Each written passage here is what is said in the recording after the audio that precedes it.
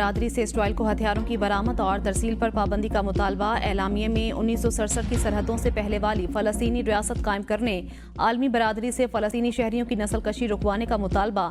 اعلامیے میں کہا گیا غزہ اور لبنان پر اسرائیلی حملے بند کیے جائیں، سلامتی کونسل اسرائیل کی رکنیت معطل کرے، فلسطینی ریاست کے متعلق بین الاقوامی آگاہی مہم چلائی جائے، اقوام متحدہ اسرائیل کو اشتعال انگیز اقدامات سے روکنے کے لیے اقدامات کرے، اقوام متحدہ میں اسرائیلی رکنیت معطل کرنے کے لیے عالمی برادری کو آمادہ کیا جائے۔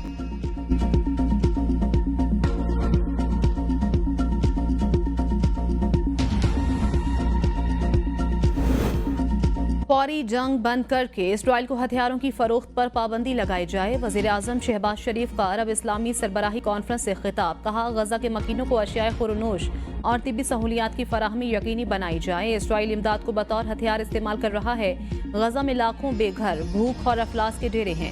فلسطینی ریاست قائم کی جائے جس کا دارالحکومت القدس ہو۔ اسرائیل جارحیت کی تمام حدیں پار کر چکا۔ اسرائیلی جرائم نسل کشی کے مترادف اسرائیل کے خلاف جنگی جرائم کے تحت کارروائی پر زور دینا ہوگا۔ لبنان اور ایران کے خلاف اسرائیلی اقدامات بھی تشویشناک۔ عالمی عدالت انصاف کے فیصلے پر عمل درآمد یقینی بنایا جائے۔ اسرائیل عالمی قوانین کی پامالی کا مرتکب ہو رہا ہے۔ پاکستان فلسطینیوں کے حق میں آواز بلند کرتا رہے گا۔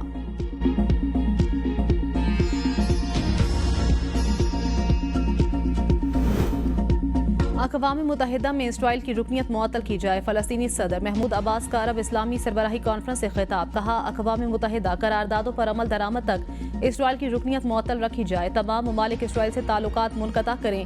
اسرائیل سے تعلقات معمول پر لانے کی کوششوں کو ترک کیا جائے۔ لبنانی وزیر اعظم نجیب میقاتی نے کہا اسرائیلی جارحیت کے باعث لبنان تباہی کا شکار۔ لبنانی ریاست اور اداروں کی حمایت جاری رکھی جائے۔ لبنان پر اسرائیلی جارحیت کے خاتمے کے لیے ٹھوس اقدامات کیے جائیں۔ سعودی ولی عہد محمد بن سلمان نے کہا غزہ میں اسرائیلی جارحیت سے ہزاروں شہادتیں ہو چکی۔ اسرائیلی جارحیت فوری روک کر غزہ اور لبنان کا مسئلہ فوری طور پر حل کیا جائے۔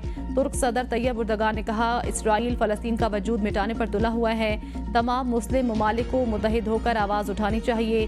آپس کے اختلافات ختم کر کے مسئلہ فلسطین پر یکجا ہونا چاہیے۔ شام کے صدر بشار الاسد نے کہا غزہ اور لبنان کے خلاف اسرائیلی جنگ کو فوری طور پر روکا جائے۔ عملی اقدامات نہ اٹھا کر فلسطینیوں کی نسل کشی میں ہم بھی شریک ہیں۔ مصر کے صدر عبد الفتاح السیسی نے کہا غزہ اور لبنان جنگ کے باعث دنیا اور خطے کا مستقبل خطرے میں ہے۔ فلسطینی ریاست کے قیام کے بغیر خطے میں استحکام ممکن نہیں۔